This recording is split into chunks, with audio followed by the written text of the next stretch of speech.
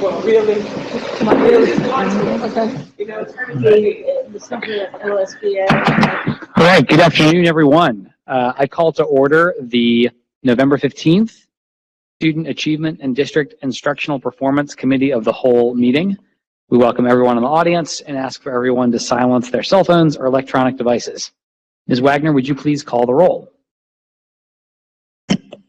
Ms. Bolton? Present. Mr. Craig? Here. Ms. Jones? Dr. Moffitt? Here. Mr. Morosky? Here. Mrs. Weinberg? Here. President Lindy? Here. We have a good and important agenda this afternoon that we'll get right into. We just call everyone's attention to a couple of standard items at the top of our agenda, which are our goals as a district, the student outcomes that, according to our community, matter most over the next 4 years, as well as our guardrails, the values that our community most wants to see honored over the course of those same 4 years. Below that, you'll see our 3 board priorities for October, November, and December. You'll see that we're spending a good deal of our time today on priority 1, which is to continue progress monitoring and accountability. We've had many ongoing conversations about number 2, which is about establishing some clarity on the context and process for our FY25 budget process. And I'm very excited that on 3, we'll be hearing the recommendations from the ad hoc committee at our next business meeting, which is coming up after the Thanksgiving holiday on December 4th. With that, we will turn it over to our superintendent for our first presentation today, which is on our mid-year progress monitoring on some of our goals and guardrails. Great, thank you so much. And we're going to jump right in to our update for today. Next slide. All right, today we are reviewing goal 3 interims and guardrail 6 and the interims. The next meeting on the 11th, we'll review goal 5, guardrail 1 and interims, and guardrail 3 and interims. Our goal 3 is the percentage of first-time Algebra 1 test takers proficient on the Ohio end of course exam will increase from 30% in June 2023 to 50% by June 2027. The goal 3A, the percent of school year 6th grade students meeting the success criteria benchmark on iReady will increase from 23.5% in the fall of 2022 to 35% by fall of 2024. So we know that last school year, our 7th grade students, for all students for the past school year, that number was at 25.6%. We did see increase there by about 4.9% of increase, and we are on track in that area by seeing that particular increase. We also noticed that we did have increase in each one of the areas for 6th grade math on the benchmark. Next slide. For goal 3B, the percentage of SY 7th grade students meeting the success criteria will increase from 25.6% in fall to 35% by fall of 2024. There's more work for us to do in this space. We had a drop of about 1.7% for that population of 8th grade students. And so that's the way that we look at it, because we're looking at cohort data as we're getting closer to the grade level for the students to actually take the assessment. The 7th grade assessment is also based on MAP. So the interim goal is based on iReady for the school year 23 cohort. This update looks at 8th grade students that were 7th grade students last year and compares year-over-year 7th grade achievement on iReady. So that's the first point. The second is iReady success criteria is projected proficiency, and MAP is the 55th percentile. So both of these are correlated to OST, but I did want to call that out because we are using 2 different assessments right now as we're looking at where our students are. And that's an area that we don't feel that we're on track in that area right now. Next slide. Goal 3C, the percent of school year 23 7th grade Black students meeting the success criteria on iReady benchmark will increase from 13.3 to 20% by the fall. We saw a decline overall in the area earlier. And so for our Black students, we see that we have a bit of a decline here as well. So we do believe that we are not on track in terms of that area also. So an area for us to continue working on as we work overall on our 8th grade students collectively and where they are in their assessments. So just with a little bit of feedback from the last sessions, I did add this time our next steps, key takeaways, and next steps at the end of each of the goals instead, so that it gives us an opportunity to review them and ask any questions before we go to the next. So the first key takeaways is seeing inconsistent year-over-year growth across grade levels and cohorts. Our classroom visits reveal inconsistency in Tier 1, and that's on grade level curriculum use. We've been talking quite a bit about how we're using the curriculum, if we're using the curriculum, and where the additional needs are. And so we're really making sure that we're looking at that area, but also doing professional development for our teachers as we are looking at our coursework. One of the things that we were able to do last year that was very successful is for all of our math teachers, we had one-on-one training with them and coaching support. We were able to do that because as we worked with our curriculum partner, there were days that had not been used for professional development. So instead of doing large-scale professional development, we know that the most productive professional development is individual, and the response rate to that was really great. And that was in elementary. And so I do believe that as we're looking at that in elementary, we see a greater implementation in our elementary schools, but we also were able to do some additional one-on-one kind of support with them. So this year, it's really looking at how we're rolling out some additional layers of support for teachers around the curricula that we're using. The data also underscores the need for content and foundational skills as we action plan in the strategic plan. So as we think about what we're calling out in the strategic plan for us to focus on, we know that as our students move forward, there is the belief, and just had PD last week with our Algebra 1 teachers where I opened for them and we talked about the same, that many of our students are not coming with strong foundational skills. And that's foundational skills in reading and foundational skills in math. So as we're thinking about how we are still giving them grade level work, at the same time, as we're giving them grade level work, we also have to look at how we provide intervention for the foundational skills that they do not have, and what are the additional technology resources that could support them in the classroom with that, as teachers are also doing an instructional model that includes small groups. So our next steps is to continue, and we see this in each area, but you'll continue to hear me say that really having a strong Tier 1 program and Tier 1 implementation, grade level action with our students is going to be the one area that really helps them to get to the next level. So improve Tier 1 math curriculum implementation, improve the use of iReady resources, ensuring recommended dosages for students. And so we have started sharing just in a celebratory way just the reports weekly with schools around usage, and schools that not are just meeting the usage expectation, but also students that are completing their coursework at the 70% expectation as well. And if you recall, I shared with you earlier our own data around the increases that we saw with students that were meeting those two success criteria. Provide targeted PD for Algebra 1 teachers. We started that last week. It was really, really good and quality for all of our Algebra 1 teachers. And the wonderful part about that is as we started visiting schools this week, we're already seeing the turnkey from that PD showing up in classes. So that's really exciting.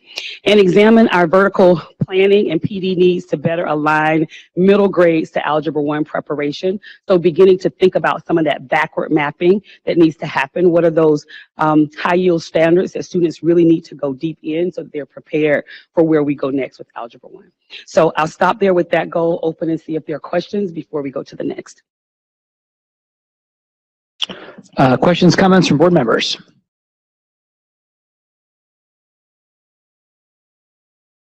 Superintendent, I appreciate, I have a question, but I'll go last. Anybody else?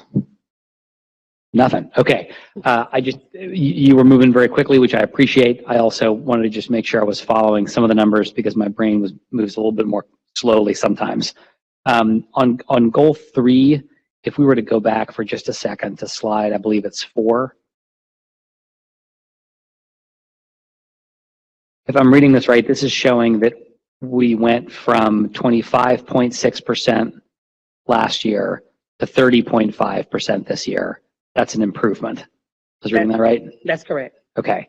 But then on the next slide, I think I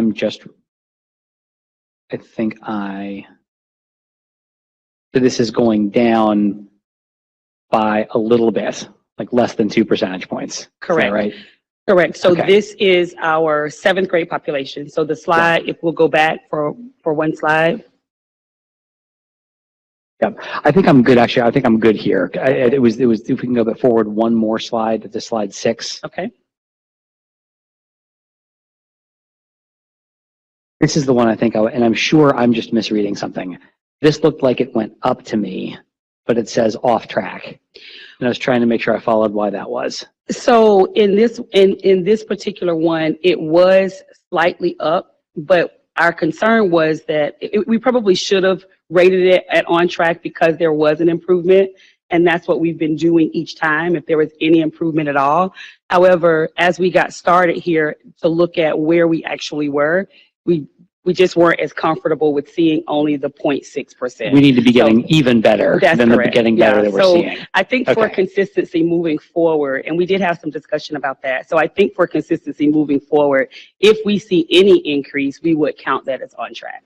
Yeah, I think I was just trying, there's so much helpful detail here. I was trying to make sure I also saw the big picture. So across all 3 of these, we have 2 of them that have gone up. Correct. One went up by enough that we're happy about it. Yes. One went up by a little bit. It's certainly better than it going down, Correct. but it's not as much as we were hoping for. Correct. And then we have one that needs a little bit more attention. Okay. And so even for this one, I think that we just again, for the sake of consistency, we will update that to on track and resubmit it after this conversation, if that's fine, so that we do make it consistent. And we'll also include, I see that I left out the target, so that we're also able to put in the target here as well. Yeah, I think it's great. Part of what's behind my question too is I think one good thing that's happening with the student outcomes focused governance and the progress monitoring is that we're paying a lot of attention in a lot of board meetings to whether or not we're seeing improvements on the things that the community told us matter most for children. I think that's a good thing. I think one of the challenges I'm noticing just for myself is that there's so much information. I'm trying to make sure I've got forest and not just trees. And so part was behind my question is, and there's, I think this is as much me getting used to this as it is me requesting anything different. I'm just trying to make sure as we talk here, I'm pulling up to big picture a little bit. And I appreciate the answer. Thank you. And thank you for the observation as well. We will make the update though. Other board member comments, questions? Dr. Moffitt? So I do appreciate the data. And I've had some conversations around the data piece with my colleagues.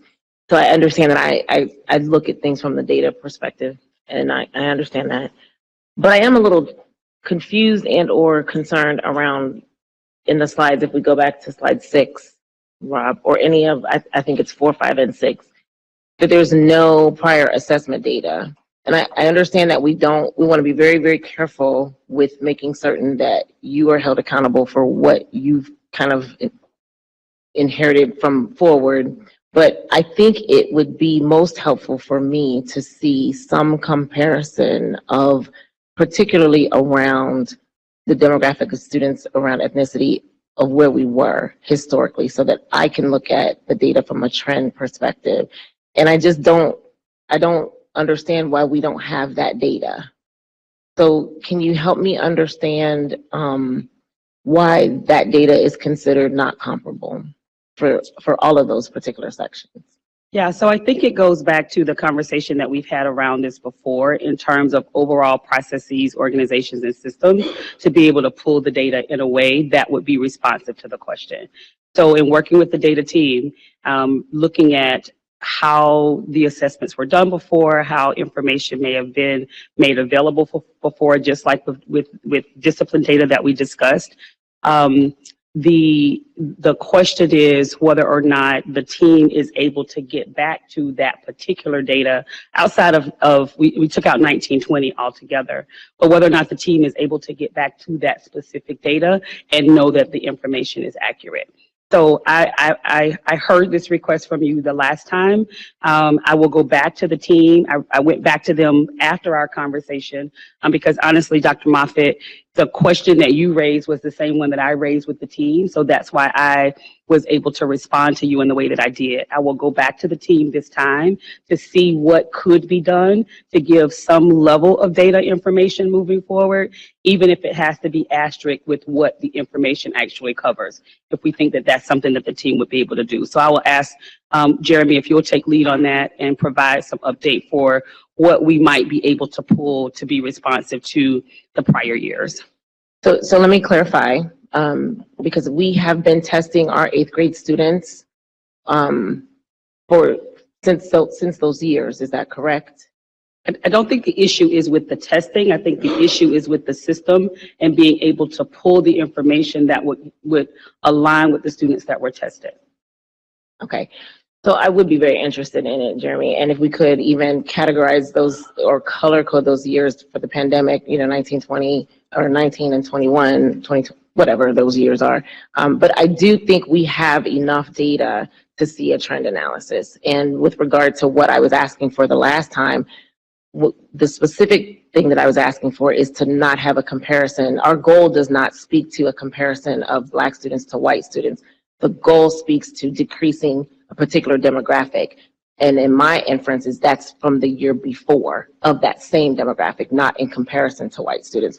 So I think I would imagine that if we've been testing them in iReady or in whatever other platform, we have that data, and I would be very interested to see that data, even if we make certain that it's clear, it's previous years, pandemic years, or whatever. But I don't like the fact that we're not listing that we don't have data. So that's just my my response. Thank you so much, though. Thank you, Dr. Moffitt. Any other comments or questions? Mrs. Weinberg. Yeah, I just have one quick question, just coming from a teacher standpoint.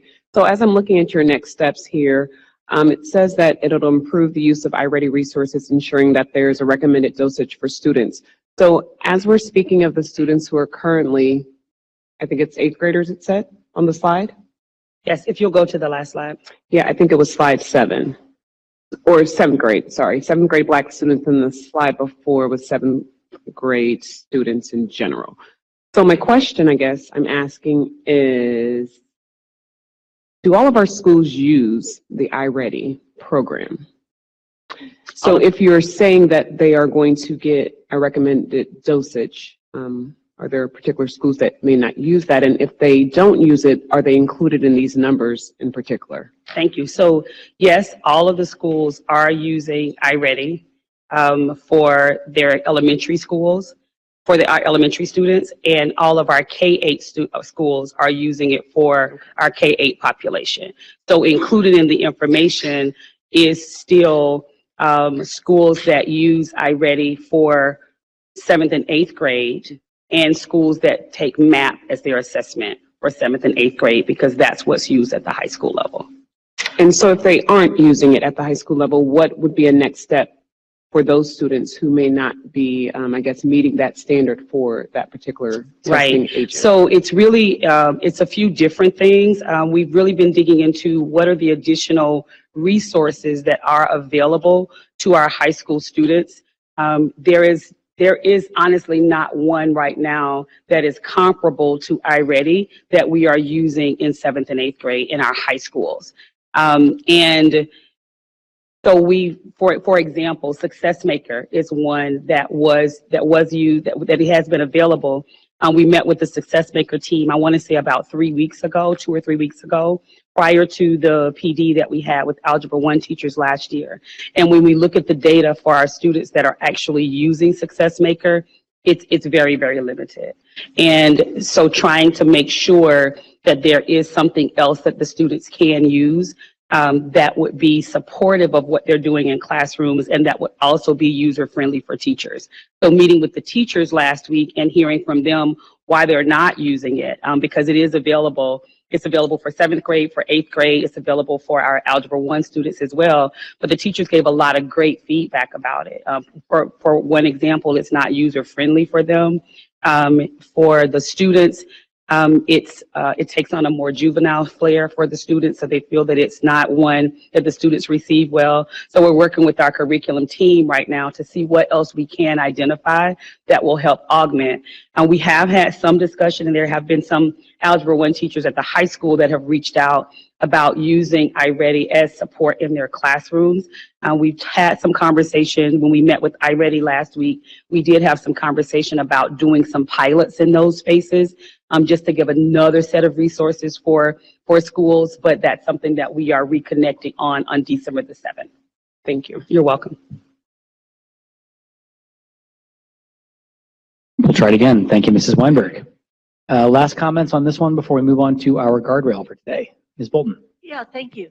Appreciate the report. I can understand on the data piece with a wink and a blink for me. I understand the problematic aspects of the discipline piece, because I don't know that we ever trusted that data anyway previously, very frankly.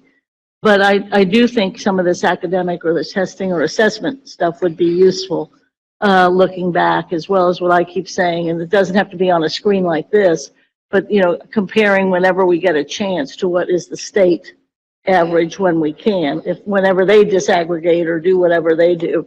So, but I do think we probably need to see some of the previous academic data. But just help me out again with, and I appreciate what you said about on track and is there movement? What is that kind of line as to what is going to make it be on track? Is it making enough of a percentage that you're going to make the end result, or how are we?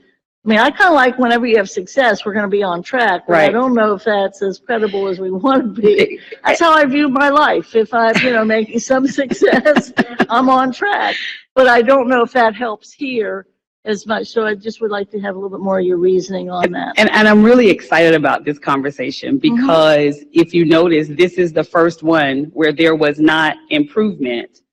This is the first one where there was improvement and we did not document it as on track. The first one, if you look at all of the other ones, if there was any improvement at all, we documented it as on track. I think here the concern was, to your point, of getting to our target by the fall of 2024 if we're only having the increase of the 0.6. And so I think moving forward, again, just for the sake of consistency, I think that it's appropriate to have the consistency of on track, off track if there is improvement. But by the time we do this in the fall, by the time we do this for the mid-year data, we'll be able to, we'll see how close we actually get to that for 24.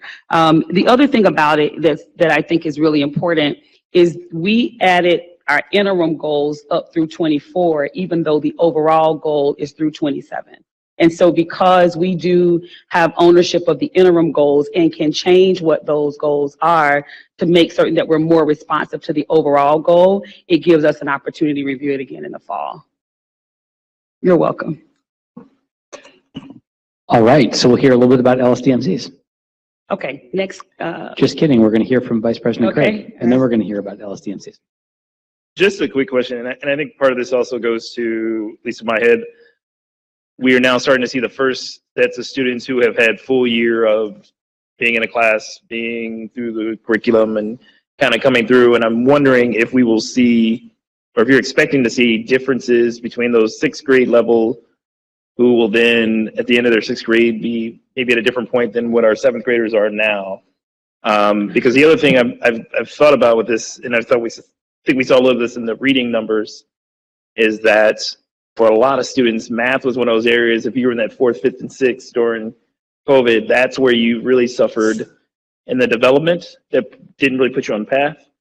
And then what we're kind of seeing in the numbers is the percentage of folks who are below or who are meeting the success criteria seems to diminish as they go up in a way that maybe is not necessarily equally done. And so I'm just wondering if we'll start to see a little bit more success next year in some of these areas where we may not see the same level of drop off, or we may see more growth towards the ultimate goal. That's our belief. We believe that if the students end stronger, they're stronger each year. So I think that that's important.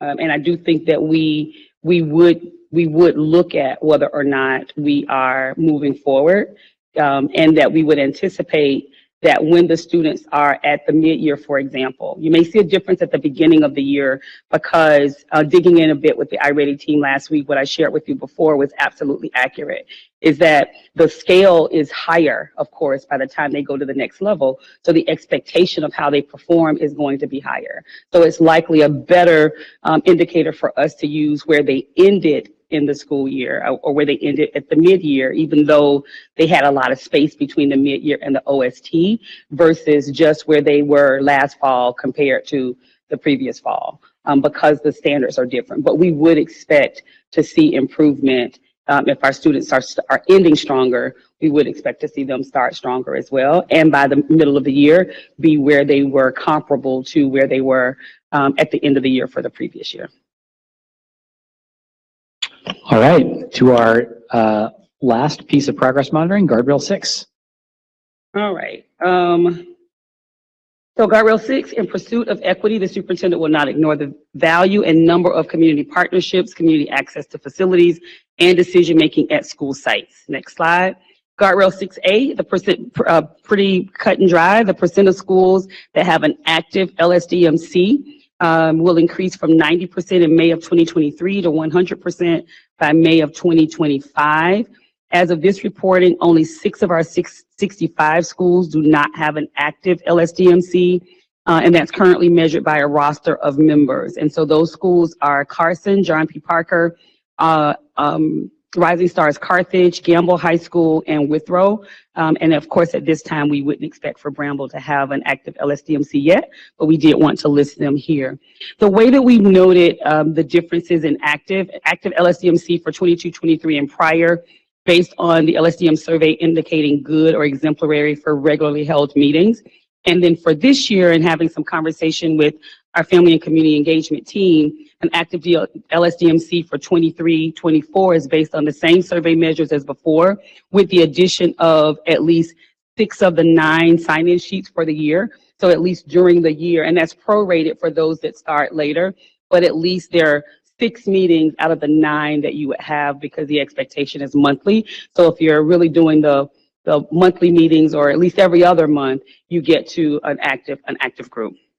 So we do believe that we're on track in this area. The end of the year for actual was 90. At the end of the first quarter, we were at 92.3. And so we're working on those other 6 schools. Thank you very much, Superintendent. Sorry, keep going. That's okay. I cut you off early. So my apologies. That's all right. So the key takeaways, obviously, and I think we kind of share that, we want to continue to support our schools and helping them to establish the LSDMCs. We are continuing to have our quarterly meetings at the district level for LSDM support and additional training. And not all schools are clear on who acts as a parent liaison at the campus level, so that was a takeaway. So we have had some conversation to clarify that, and collectively, schools are making progress in cleaning up their LSDMC rosters. I think when it was elevated for us was when we really started to work with principal searches, and realized that we had rosters, but there had not been active meetings, so it took a little longer to get some of those moving. So that's where we are for right now. Thank you, Superintendent. Now, are there any comments or questions on progress monitoring for Guardrail 6? Last call. There's no problem with folks going home early. Thank you, Superintendent. We're going to transition then, and just thank you, everybody. You know, this whole effort around student outcomes focused governance has really come a long way in the last year. If you think about where we were a year ago, we were about to vote to ratify the goals and guardrails in the first place. And so over the course of the last 12 months, there's been community engagement, there's been drafting, there's been refining, there's been establishing a set of baselines and interim measures, and then there's been slowly the practice of checking to see whether or not the administration is making progress for children on the things that the community told us were most important. And that feels very in line with what our first priority is listed on the agenda tonight. And I just want to thank everybody for your time and engagement on that front. And now for something completely different. We're going to talk about Cincinnati Preschool Promise. And I'll turn it over to the superintendent. Okay, thank you, President Lindy. So we're going to have General Counsel to come and share what I know has already been shared, but to give just a voiceover to what the recommendations have been and kind of where we feel that we wanted to give feedback and get feedback from the board as we think about next steps. Thank you. The recently sent to the board on October 27th, the latest draft of a master agreement that the Cincinnati Preschool Promise has presented to us. The red line in that draft is still preschool promises. We haven't formally responded to that draft. What I wanted to share with the board that this draft of the master agreement is a different philosophy in terms of our relationship with Preschool Promise than the first 5 years. You would recall in the first master agreement, there was sort of a formulaic way of determining the funding for students that applied equally to CPS, students in preschool receiving Preschool Promise tuition assistance funding that were attending CPS schools and Preschool Promise private providers. The difference that has been proposed, I think, in this master agreement would be a more sort of a grant of funds that both parties agree to at the onset, so that there's some decision being made about this is the amount of funds that's going to be going to Cincinnati Preschool Promise versus the funds that would be retained by CPS. And then with the mandate being that both CPS and CPP would use those funds to, quote, expand, improve, and maintain quality preschool programs offered by CPS providers and community providers by increasing the number of quality preschool seats therein, making those seats financially accessible to preschool students, and maintaining the quality of such providers. So I would say in terms of the difference with this draft versus our first 5 years, there's more control over the money spent, whereas in the previous version, I think, there was sort of a hope that we were budgeting a cost of quality that would match the number of students. There was not much control over how much would be spent. There would be more control in this revised version. The other difference I would say in the first version was there was more control over how that money was spent, versus this is a more open-ended, that they would have the ability to spend that money as long as it was done consistent with the mandate provided in that I just read to you. The superintendent and treasurer may have some thoughts. The only other thing I wanted to add, in the first version, this is sort of a landmark deal that we did 5 years ago, sort of unprecedented. And so one of the things that the treasurer and I did at the time was present this to the Ohio auditor for their review and asked them to weigh in to say, is this consistent with, does the auditor wish to add anything or to weigh in? And so we would propose doing the same thing with this revised agreement, because there is some difference here in how we're in the relationship. And Me first. Okay, so I think the one area that we have talked about, I think the proposal recommends funds upfront at some rate. And so we believe that, and we understand why that would be important, but we do believe that it should be included, that it is based on a per student allocation, so that it's not just a divide down the middle, but dividing the funding such that the funding follows the students that are being served. And the second to that is, we had discussion earlier and going deeply into the way that we're providing special needs services to the students as well. Of course, through the Preschool Promise process, more students are being identified as needing special education support. We are providing that support, so there does need to be additional opportunity for coverage and some prorated rate for that additional support as well. But in terms of dividing it up front, determining what that division process would be, we believe that that is something that we could be in alignment with if it so pleases the board. So there's, I did some redlining to the agreement that was sent to you after it was sent to you. But this feels a lot like a grant. Like the district would be granting money because of the independence and spending that they want. So but we're not grantors, we're the grantees, and it was state and federal grants.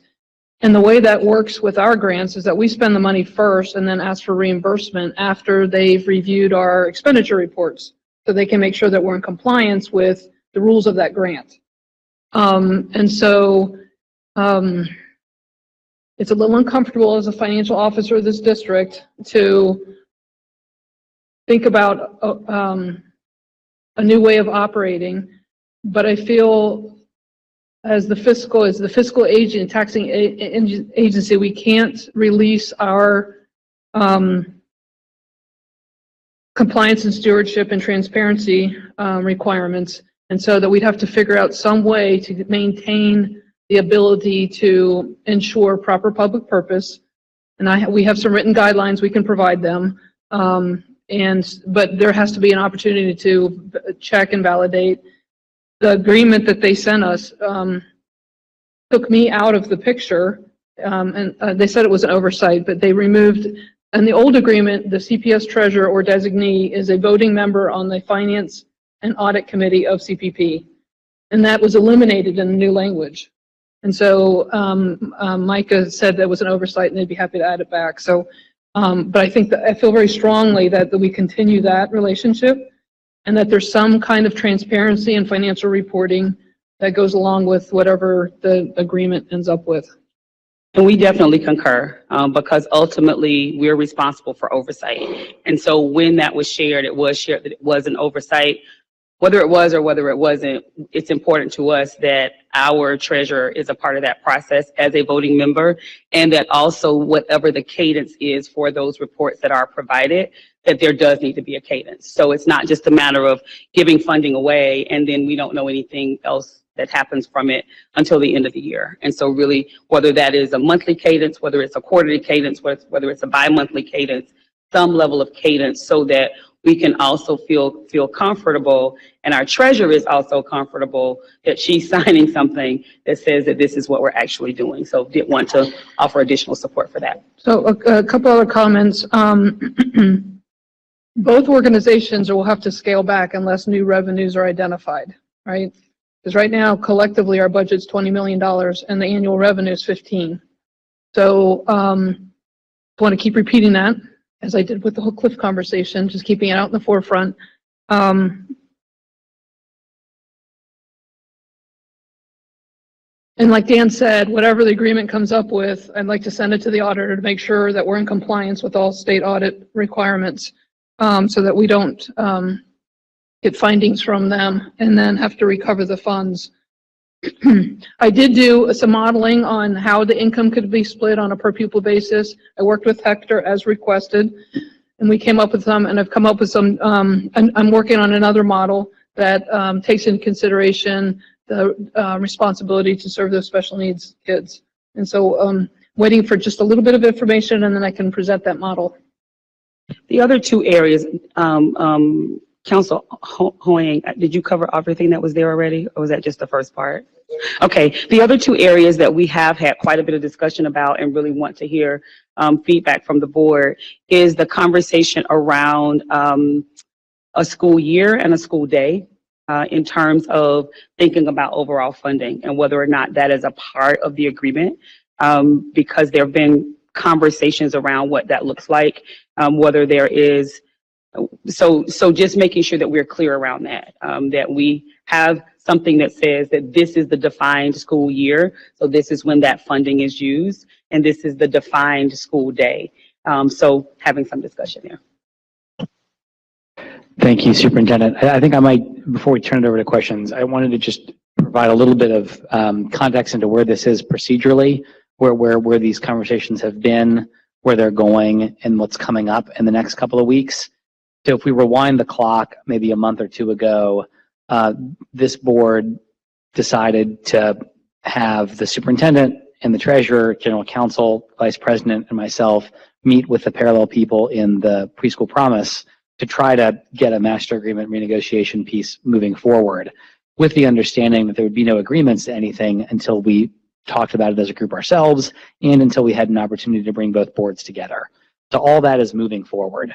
So people completed that doodle poll. Thank you. It will shock no one to know that there was no good date that first week in December, but we're going to find the least bad option. So thank you all for doing that.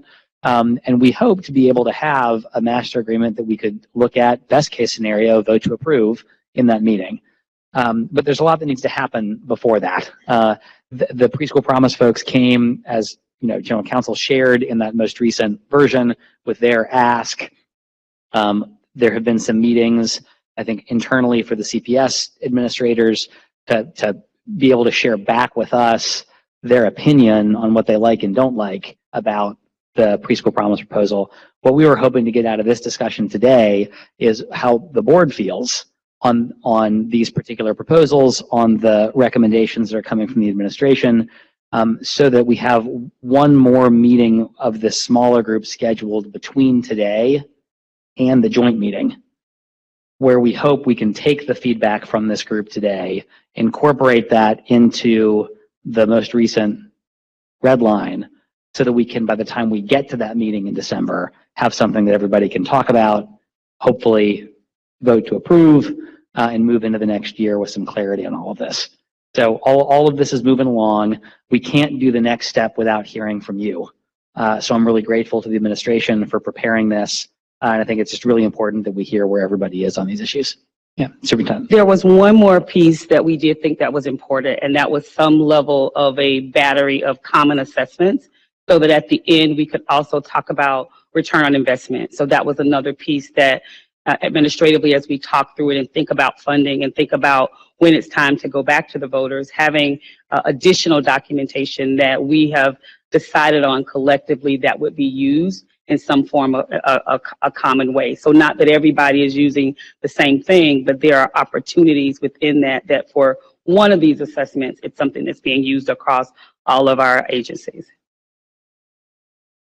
So I think then tell me if this is right or not, but people have mentioned a bunch of different issues, from how funds get distributed, with the idea that there could be a per student allocation model that would come from the treasurer.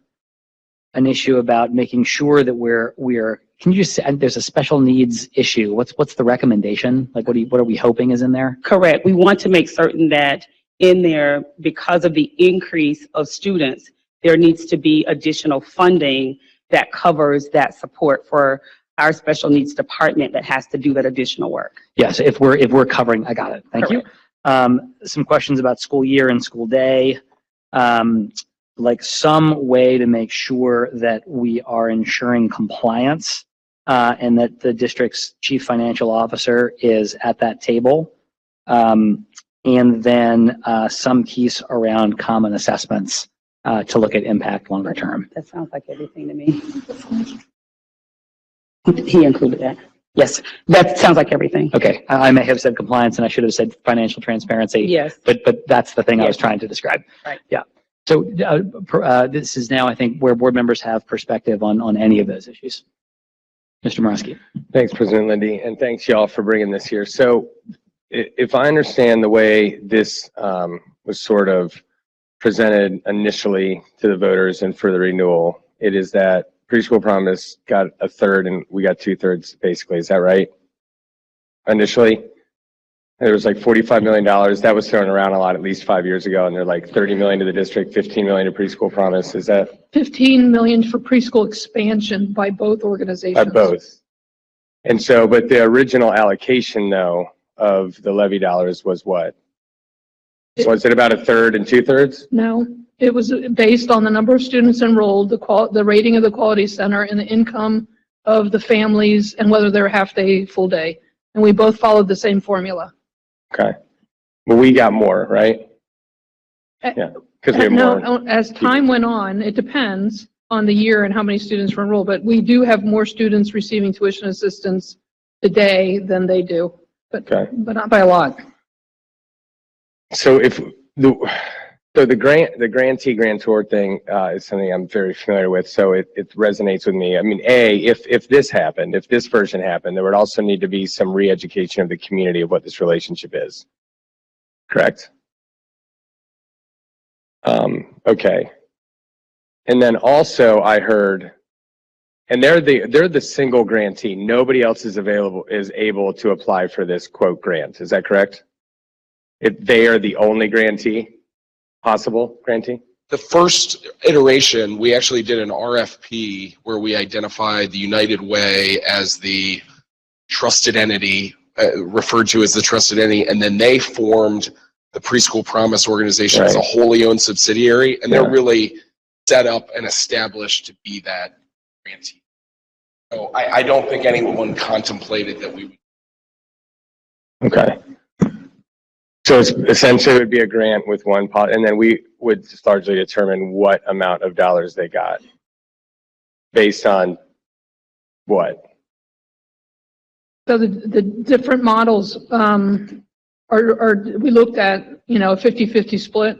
We looked at how do we trend the last 3 years based on how that went. We looked at just doing a straight per pupil based on forecasted projected students like we do our own budget. And then monitor and right size mid-year because, you know, if you're trending high, they're low. But the nuance is the requirement to take care of these identified preschoolers with disabilities.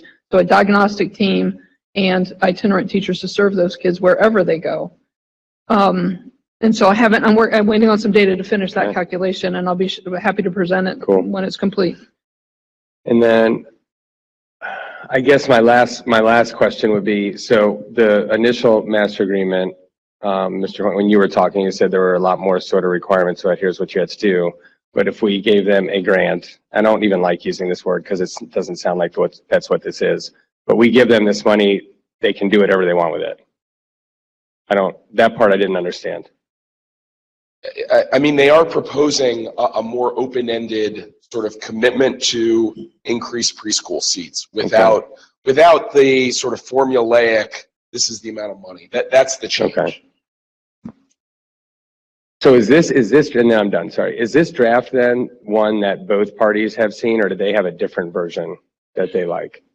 This is kind of This is the only one that we have, and it was the last one from them. We have not sent an additional response. So the information that we've shared today is in response to what they said, those conversations that we've had, and what we thought could give us an opportunity to meet middle of the road with some additional parameters other than do whatever it is that you want to do, but within these parameters and these guidelines, and including our treasurer. Got it. Thanks. Mrs. Swanberg. And this is just to go a little bit off of my colleague here. So with this present draft that we have they been able to respond to that piece? This is their draft. And maybe So it'll this help. is their draft. This is what they want. And it might help if I just put a little chronology on Yes, this again. please. So when they initially proposed a draft that was a red line to the current master agreement, that's where they were asking to start to serve 2-year-olds instead of just 3-year-olds. They wanted to expand into the summer, but all of those were just red lines to the current master agreement.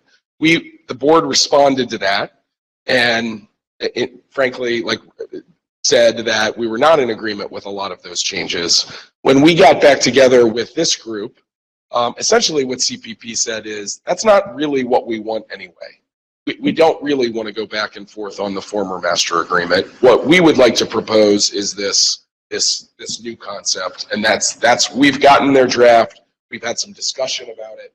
They have not sent back a red line to that draft. Is that helpful?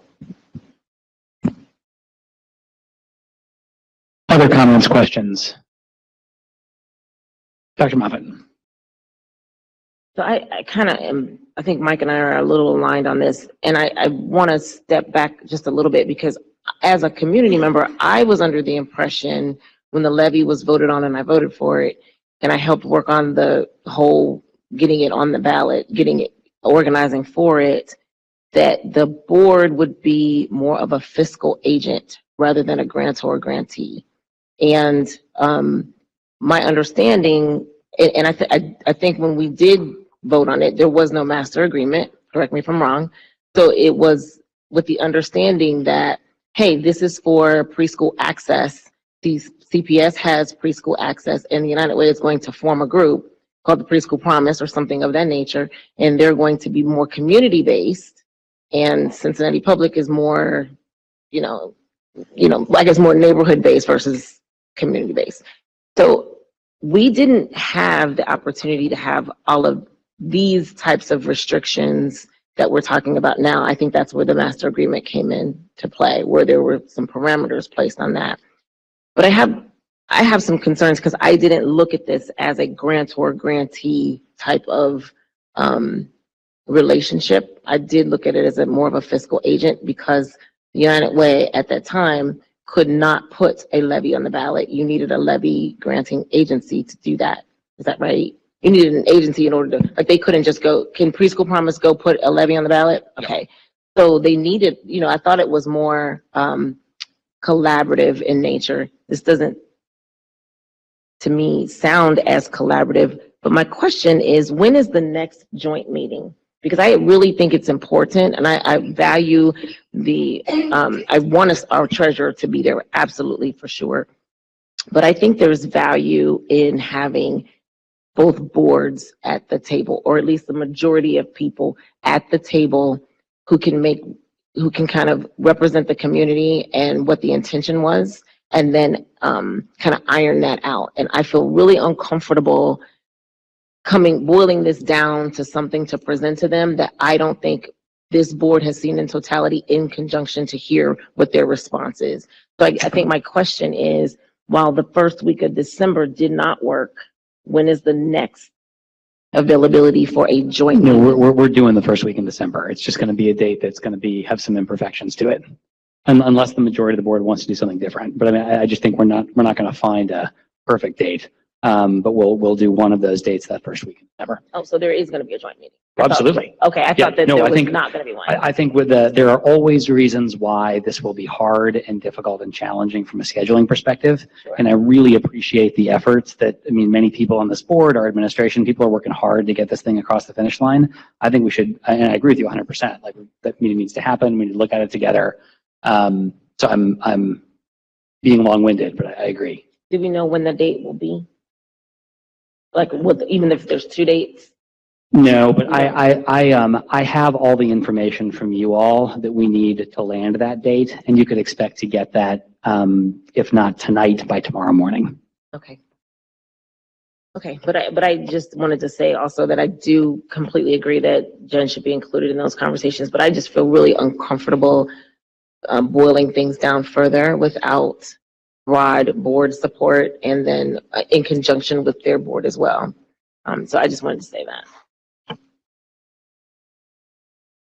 Thank you, Dr. Moffat. Any other comments, questions? Ms. Jones? Yes, thank you. I'm not quite sure, you all have to pardon me because I don't feel well, so I'm not quite sure if I'm going to make sense here, but this is all very confusing to me. From the aspect that we have what we call a successful model. When we started this model back when, it was very innovative.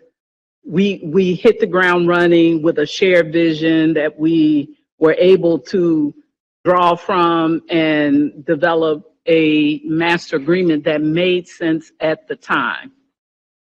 And I pulled up the resolution declaring the shared vision, the one that was dated September 30th, it was 2020. Does that make sense? That's the renewal. And I'm looking at all these whereases and how we determined how we got there. And I think the thing that drove us to this shared vision is that we sat down and talked about it. What I'm finding now is there seems to be a pull around what each entity wants, and we're not sitting down talking about what the vision is and defining what that partnership looks like. And it can't be us pulling one against the other. It has to be us sitting at the table talking about how we envision pre-K for kids. Now, the models in and of themselves are different, and we have to be realistic about that. You know, we have obligations, as our treasurer said, around, what is it? I call it the PPP, proper public purpose. We have legal obligations around that. And so this whole concept of we grant this or grant that, no, you do it the way your PPP says you have to do it. And it's also a legal issue in that we have to take it to the voters. Now, I do agree that back then our community sort of helped us talk through this. You know, but and all the things that I hear in the community and people trying to fill my head with stuff, knowing I'm coming on the board in January, right? So all these people trying to fill my head with stuff, which isn't making sense. The thing that makes sense to me is we need to look at this as a new opportunity to perhaps do something different that meets the needs of both entities. But we as the district cannot forfeit or give up our legal obligation to the community, to the community and the way we conduct our business legally. So that is concerning to me about how we got there. So I don't know if I'm making sense, but let's start by looking at this shared vision. I remember when we had a conversation about that before, and I remember expressing an opinion about where we start. I don't remember what my opinion was, but looking at that, it feels to me like we just need to sit down and say, hey, here's where we are now. What do we need for preschool? You know, what do we need for our preschool kids? That's a place to start. But the realities of it is, it may not be able to go the way Preschool Promise wants. It may not be able to fully go with what the district wants. The difference between the two is the proper public purpose. That to me is the difference. From a legal standpoint, how do we use these dollars? The other thing that's missing for me around this is the whereas somewhere in here where it talks about last dollar in. And so there's been no conversation, and we don't have information about how that worked for Preschool Prom. I don't know.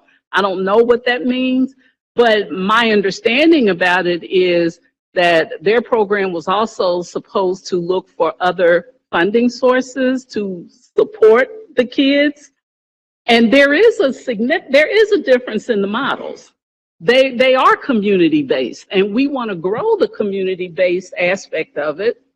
And there is a difference in how the school conducts its business and how they conduct business in the community, and we have to take that into consideration.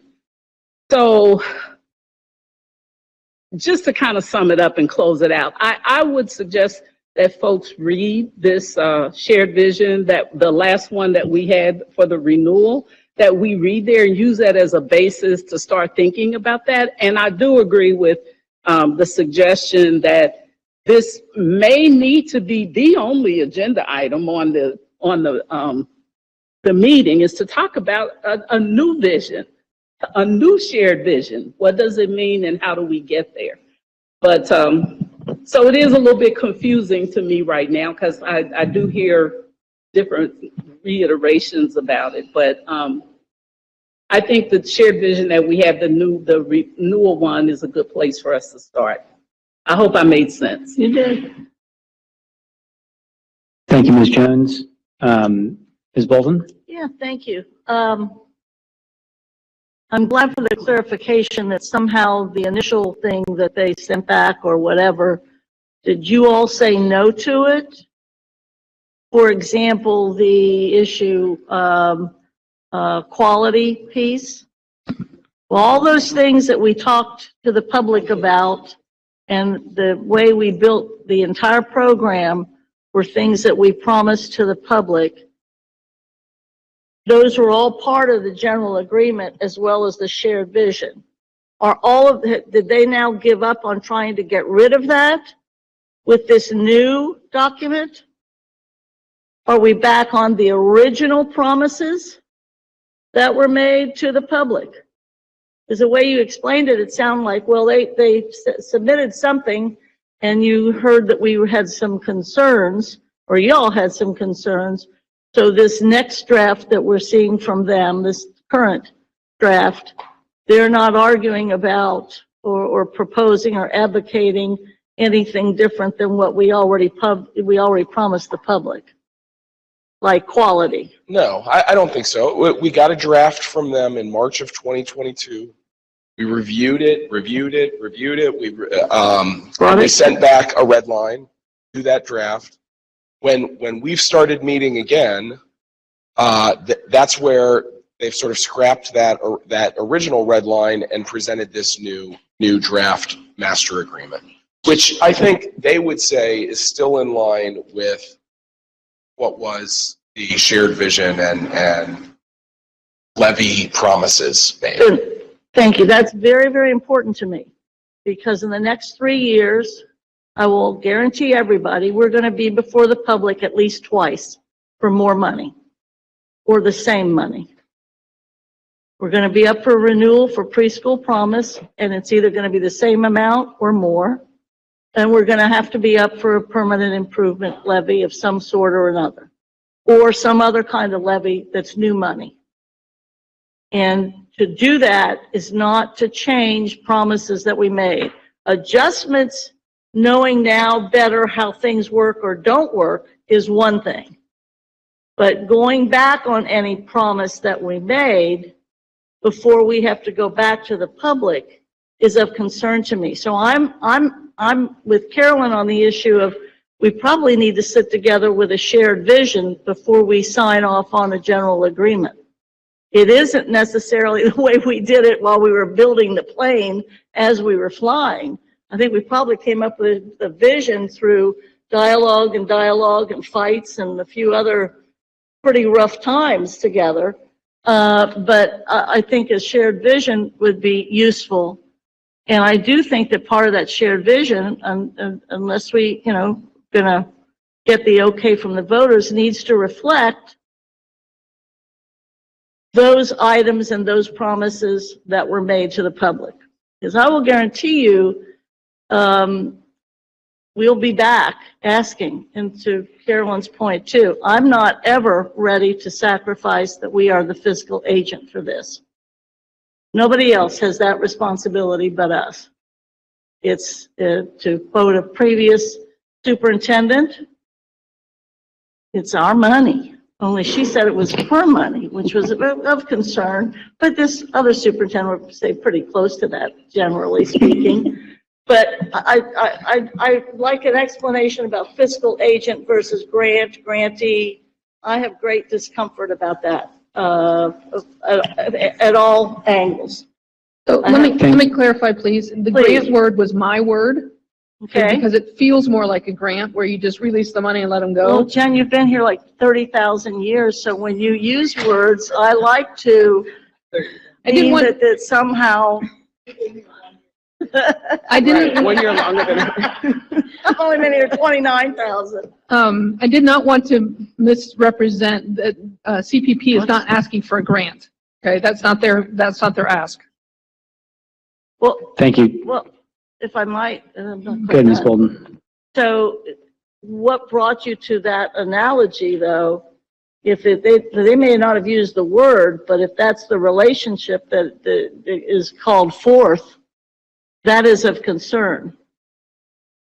Because to me, it feels like I'm writing a check to an outside partner / vendor without compliance provisions put in place. And that feels very uncomfortable for me. Thank you. Thank you, Ms. Bolton. Mr. Craig, Vice President Craig. So go ahead and I'll ask another time. Ms. Bolton, I'm sorry. I thought when you said thank you, I thought you were finished. Did you have more? I was thanking her for the explanation, But I'm very concerned that this meeting that takes place is about anything but a shared vision. Because if we're not going to have a shared vision on this, there's going to be, just as Carolyn pointed out, it's unfortunately going to be two, and we lived through many months where it was negotiation between two entities in the development of this. And we really don't want to go back to that or have that again necessarily. But I would just reiterate that a shared vision that sets the parameters is a better, the voters are not going to read the general agreement. They're going to read the common vision, the shared vision, the resolution that the two parties can put together. Last thing, I am not in favor of anybody defining, having programs that we can't replicate or we can't compete with. We're already suing people because they're giving public money to private vendors and private sector and creating false competition with us or for us or against us. So I really do think that our school year is the school year. Our school day is the school day. I think it's important too. I reviewed their annual report and I have nothing but great things to say about Preschool Promise as the thing we all created. But I worry about many of the entities that are even in the back of their annual report are not preschools. You know, the Denver model even had initially that the Denver preschools were teaching the Denver curriculum for preschool. So I just would like I'd like us to really think very carefully about how we proceed. I also would like, and this will be an assignment, Mr. President, but I will want our people to also look at the data that was the super report that was part of the general annual report from Preschool Promise that pointed out where the deserts were. Because they had a number of deserts in their annual report, and I think it would behoove us, especially if we look at the ad hoc piece and all this other kind of stuff, I'd like us to look at the same kind of demographics. Because I think we felt for a while that we had not eliminated all of them, but generally had created a situation where there was evenness across the district. So I think that's important, but we have to remain the fiscal agent. Thank you.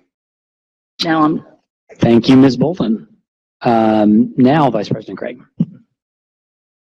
So I wanted to give some thoughts that I had here, and I know I've as part of the discussions that we had with the Preschool Promise folks, these are some of the things that have rolled through my head in this. But I wanted to start with just putting out a point, and I think the treasurer's already brought it up, but currently right now we are spending almost $5 million more than what we allocate a year. And I've said this in our budget and finance meetings, I said this in our discussions with them, but the reality is that we at some point have to stop saying we are going to serve more students with $5 million less as a goal. And I think we can say that we're going to do things that will affect more students, and that certainly can be something that's true, but we're not going to have more students getting tuition covered with $5 million less a year. That's just a fact. I mean, it's just the reality that we are in right now. I think the other thing, and to maybe clarify, and I don't know if the treasurer or general counsel maybe to clarify this part, the levy itself is 15 million of it is dedicated towards preschool expansion, but the other 30 million of it, and I think this may be to Mr. Morosky's point earlier, is actually a separate whole thing of a levy, right? So it's not that there's a preschool promise levy separate from everything else, but that there's a larger levy that has a portion of it dedicated towards preschool expansion. I wasn't saying it well, but yeah. That's right. And preschool expansion for both CPS and Yes. CPP. And so I think that's an aspect of something we have to re-explore, even in doing the master agreement. I think that one of the questions I might have is it worthwhile to do an agreement that extends beyond the life of the current levy? And I only say that because I think that's ultimately going to be something we'd have to decide as the entities together, what we would be pursuing, what we would be doing in the longer term goal. And so it may not be worth, not to say that we shouldn't have a period of time there group, but it may not be worth having an agreement that at some point, if things did not work, we wouldn't be able to, it would be kind of lost in the shuffle anyway. So I think that's an aspect of something that I would want us to pay attention to or think about in that discussion, is what's the length of what we're looking to do here. Because I think the last two times we've done the agreement or done the shared vision, they've been all cycle with when the levy had to pass. So it's not necessarily that they were in line with perfectly in the way that this may fall into place. Couple other thoughts that I had is, one is with regards to the kind of buckets of money, and I think that's one of the things that I do think we need to be able to have that discussion around, is some level of figuring out the division, and whether that's on a per pupil basis, whether that is, you know, where my thought process also was buckets of things that can be spent, but versus buckets of things that can't be spent, and clarifying those types of things as part of that discussion as well. In part because I think that gives greater parameters and fiscal responsibility without necessarily always dictating perfectly, this is how this, every dollar has to go this way before it gets spent. So it may matches more into a middle ground, but again, the total dollar that we all will spend has to be a part of that conversation. You know, I agree with the treasurer that again, we want to make sure that there's clarity as to who is a part of the conversations with regards to the preschool promise, preschool promises, fiscal responsibilities and transparency. But I also think it's important for us to recommit to some things that I heard Board Member Jones say at a previous board meeting that we talked about, which is a regular conversation between the two entities, and recommitting to a more regular schedule of that. Because I do think that's also going to be a part of the transparency in the results that I think the superintendent had brought up with regards to what are we seeing in the numbers? What are we seeing in the number of students who are performing? When are they coming in? How long are they staying within these programs and using these resources? Are we measuring that the students are getting all the resources available to them before the preschool promise dollars go in? And the only way we really do that is if we're having some way of our schedule of that as part of the agreement. And I don't know that we have anything in the agreement that speaks to either a schedule of monitoring or a schedule of regular meetings to discuss how that would be done. The other part too is also, I think the goal when we originally did this was to both expand preschool, but also have students ready to come to CPS as part of that process. And while I know that a lot of the various sites allow CPS to come in on occasion, I think we want to make sure that we're still also having an opportunity to really bring those students in and kind of address some of the concerns with regards to that transition from preschool to kindergarten, or pre-K through to first grade, or wherever we're going, and wherever they're going in at that point. Because I think that's the other part that, at least from my experiences that I've heard from folks, is I've heard a lot of people talk about how great the pre-K programs are. I don't know that I've always heard them then coming to their local or their community, K through 6 school. So I think there should be some discussion about how do we certainly encourage it, or certainly ensure that there's an opportunity presented and made available. I think the third thing that I would, or kind of where I'm at, third or fourth area that I would want us to certainly give some guidance on, and I appreciate talking around the shared vision. I don't know that we have a complete, I think we can have a shared vision document. I don't know that we have a shared vision thought as to what the relationship looks like based on our conversations and based on some of the things that they've expressed is their desire. But I do think there is ultimately, we have the responsibility, and I think establishing that as much as possible in the agreement, that these are funds that ultimately we hold the check for. Like, we hold the responsibility to the voters to make sure that they're done right with. And so, again, ways to make sure that we are doing that we are adhering to the principles that we told folks we put the levy out, adhering to the principles that we ask people to reward when we ask for the renewal. But more importantly, if we're about a year away from having to go back to the voters again. And I would love for us to be able to say we have results that is a part of that discussion and the education to the folks, which is saying that we've done so much more. You know, we have so many more students who are being served. We have so many more areas that are being served. That message is a joint message. And so I would love us to be able to try to figure out an educational kind of communication regarding what we have been doing, what the results have been, and where we go from there. And that only starts with us having the conversation together in those joint meetings with kind of a basis for that. So I think those are just kind of my things that I thought were important to share, and that I thought we could be something that we build upon in those discussions. Thank you, Mr. Craig. I have a couple thoughts, but then we'll turn it over to Superintendent if she'd like to share something too. There is just an enormous amount of process confusion as I've listened to the last 20 minutes. In 4 years on this board, I actually don't know, with the possible exception of COVID, that I can remember an issue that has had this much process confusion. I've sat through at least 4 meetings where we have said we're going to go do X.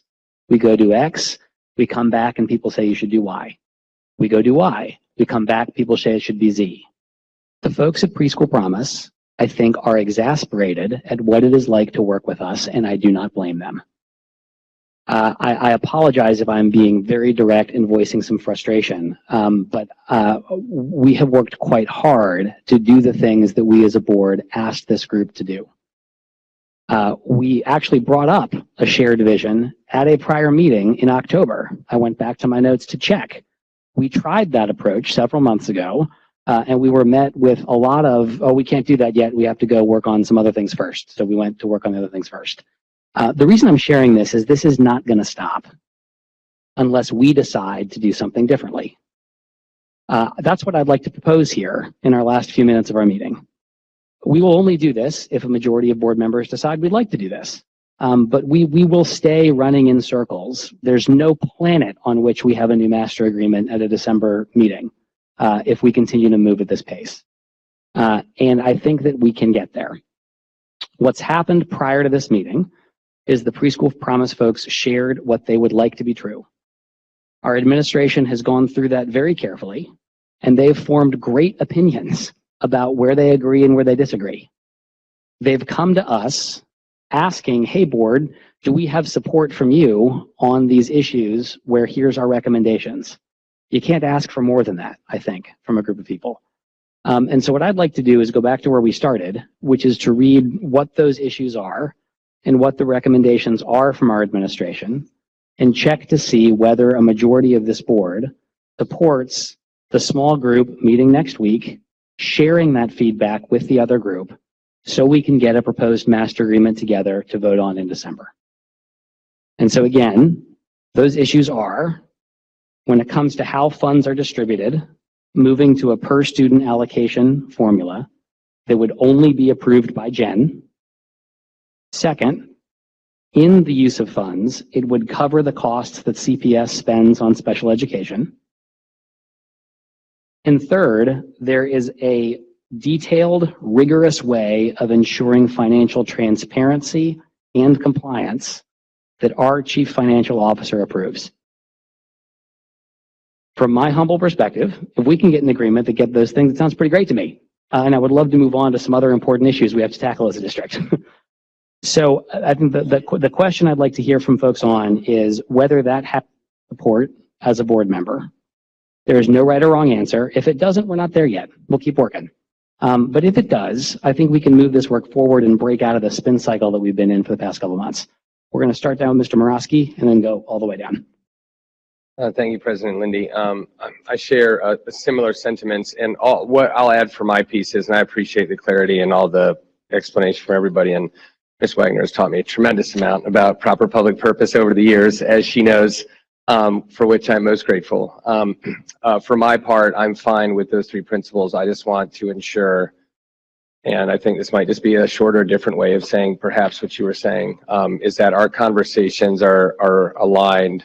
I don't care about agreement at age 45 anymore, but they're aligned with us 7 and them around the idea of having the most legally efficient way to allocate dollars to help children have 2 years of quality preschool and not about control.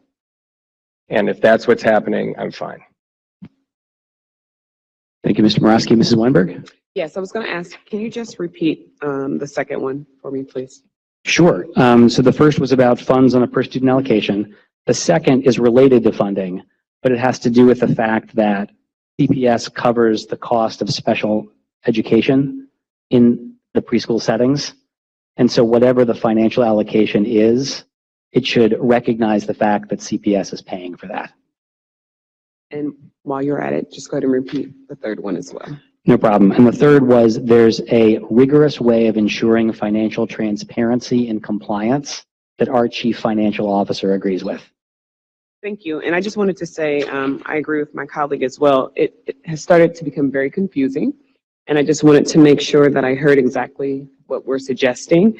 And I would agree that if we all can align on that, I just want us to be transparent, and I want both parties to be able to sit at the table and have a discussion. And as Vice President Craig stated, that we also should kind of incorporate having those continuous meetings as well, so that we can stay with the shared vision. So. Thank you, Mrs. Weinberg. Ms. Jones? Yes, thank you. I agree with all the things. I actually have 5 listed. So I believe they are great agenda items. I still hold with the fact, and I also agree with what Mr. Morosky said in terms of, I don't think we're that far apart. I guess I kind of feel some kind of way, President Lindy, because we've talked about needing to bring the 2 entities together for a long time. I have been asking for this for a long time. So, and understanding that we have new folks on both sides of the table. We have new folks here on our board, and we have new folks with them who haven't really had been privy to what the old process was like, which, by the way, worked. So I said all that to say, and then I'm going to be quiet. For what we talked about today, I feel very good about what the process is, and I think these items will lead us to a very clear shared vision. I'm still on that. We have to have a shared vision that's written, documented, and I agree that that's where this conversation needs to start. Thank you. Ms. Bolden? I hear 2 different things, very frankly. Frankly, if the administration had a recommendation rather than an advisory opinion, we would have seen, I would hope, a draft of what it would look like. But there isn't a draft of what it would look like because they're waiting for our feedback to have a draft be presented, or at least a reaction draft be presented. At least that's my understanding. I didn't hear any of that as recommendations. I heard with what they could live with, maybe, based on what Preschool Promise brought back to us. That's what I heard. I've also heard an interest in a shared vision. Ms. Jones has not given up on that shared vision.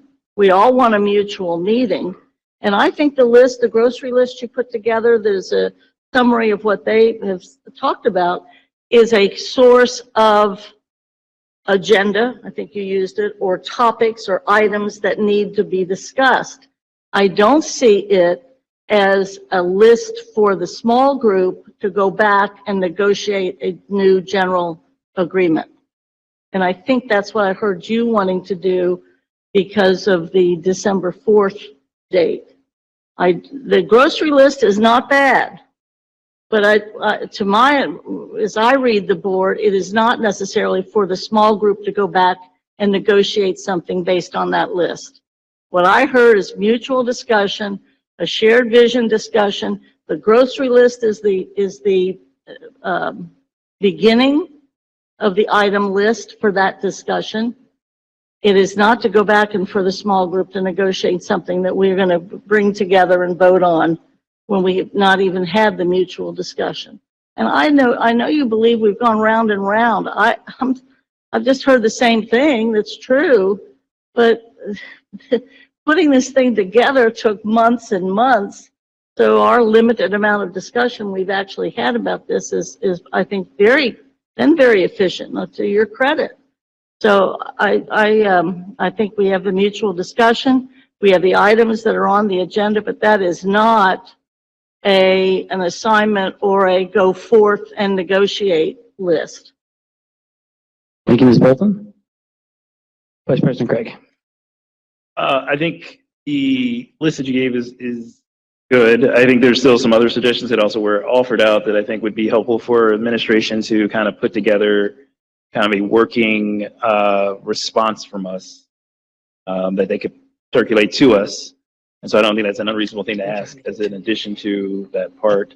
I do think it's helpful in our discussion with them as a small group to at least walk through some areas within what we've been discussing that would be part of the discussion that ultimately would be had on that December meeting. And so I think, you know, I said this at the beginning of it, I will continue to keep saying this, I think we can get to an agreement, and I think an agreement, you know, what we would maybe propose might be something that they might sign on to, but I don't know that we will get there without us having the conversation. And so that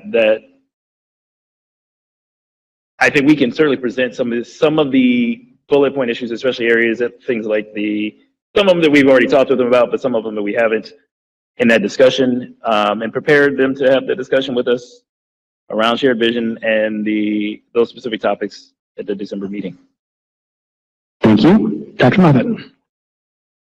The good thing about going last is that everyone has pretty much said what I was thinking. So that's good. I think I agree with something that each of my colleagues have shared. So thank you for that. I will reiterate that I am really in favor of a joint meeting. I feel most comfortable with hearing from the other governing body about what their thoughts are, rather than inferring that assumption from a piece of paper and the interpretation.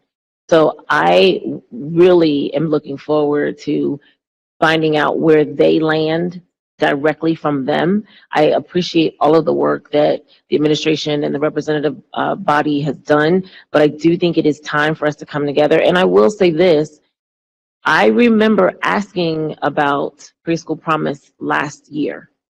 So I'm going to take a pause in that we've not been discussing this. It has been put off. It has been placed not as high priority, and it would be nice if it was at the same priority as the goals and guardrails, because then we'd be talking about it every meeting. But I do think that it is time for us to have an understanding of where we are, both governing bodies. And I want to also share this. As board members, it has constantly been drilled in us for the past year that we represent the community. I think we also need to take that same posture when we are talking about a potential levy to the community. We're talking about something that the community had a particular perception on and an assumption of what was going to happen. And we are also talking about adjusting that. So I'm not comfortable getting more information. I'm also not comfortable just having small groups of people represent everyone. I would like to, as a representative of the community, be at the table to share back to the community what it is we're talking about. Because like Board Member Jones, I'm getting a lot of questions that include and are not limited to, why are you all trying to take away Preschool Promise? Things of that nature. And we've never said that, ever. So I don't know where those misrepresentations are coming from. And I believe, and I feel most comfortable getting information directly from the source rather than having people represent me. And I don't know the discussions that are being had, because I'm getting from people that are in the community and or on the CPP board that they have the data that we're asking for. We've not seen that. I've not had that discussion. So I think it is time for us to have a meeting. I don't feel comfortable with those particular 5 items being the only topics, nor do I feel comfortable with those 5 items being the directive for the small group to go back in with a charge. I'm anxious for this meeting. Okay, thank you. I think what I'm taking away from that is that there's a variety of perspectives on the board. I think that there's a lot of energy for discussing those issues in a large group meeting that'll take place that week in December. And I think that we should just be clear-eyed about the fact that that may or may not allow us to have an approved master agreement before this year's over. And at the end of the day, I think for us at CPS, that it's probably an easier situation than I think for the folks at Preschool Promise. So our superintendent. So thank you, President Lindy. So I just wanted to add that. Superintendent, I'm sorry. I'm so sorry. Just 1 second. Sure. I want to thank everybody for your engagement in that conversation. I know that I got heated. That does not happen often, but I appreciate everybody. When we finish with the superintendent's comments, I'm going to ask for a motion to recess into executive session. We had a number of things we didn't quite finish up last time. I know we'll end by 6, but I would love to be able to have a executive session when the superintendent's finished. So very, very quickly, thank you, President Lindy. So as we were attempting to do, as we were asked to do, I want to say it was back in October. And so the reason that we brought those things, the last agreement that has been sent was what our general counsel shared with the board.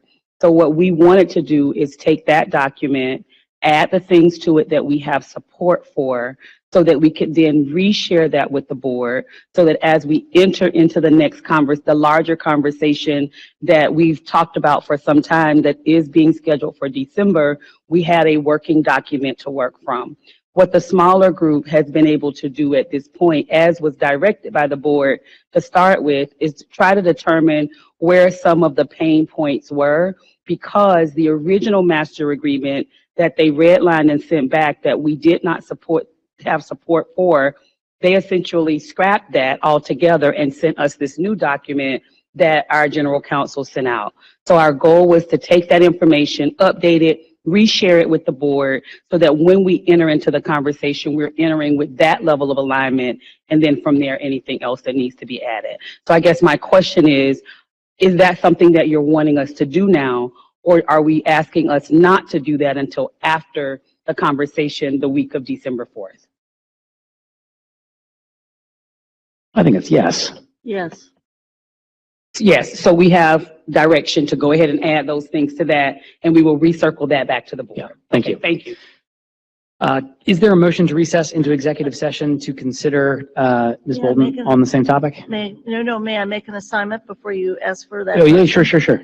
The assignment that is of importance to me and I think is valid for us to figure out is if it's possible for the superintendent to ask the proper staff folks about the demographics and the data of preschool geographically, and those providers, both ours and others, to kind of determine where there might still be deserts and maybe the starting point. I think I have great trust in what Preschool Promise folks did, but I do wonder about the deserts as were identified. I think that would be helpful, because that also will color my opinion as to what we can do, or to Vice President Craig's position about whether we have money or we don't have money. We have to find out what is the status of preschool.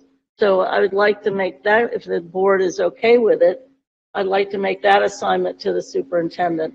Is there any concerns or objections? Hearing none. Great. Thank you very much. Okay, so now, is there a motion to recess into executive session to consider employment of a public official and time permitting, safety and security and pending litigation? I think those are the remainders.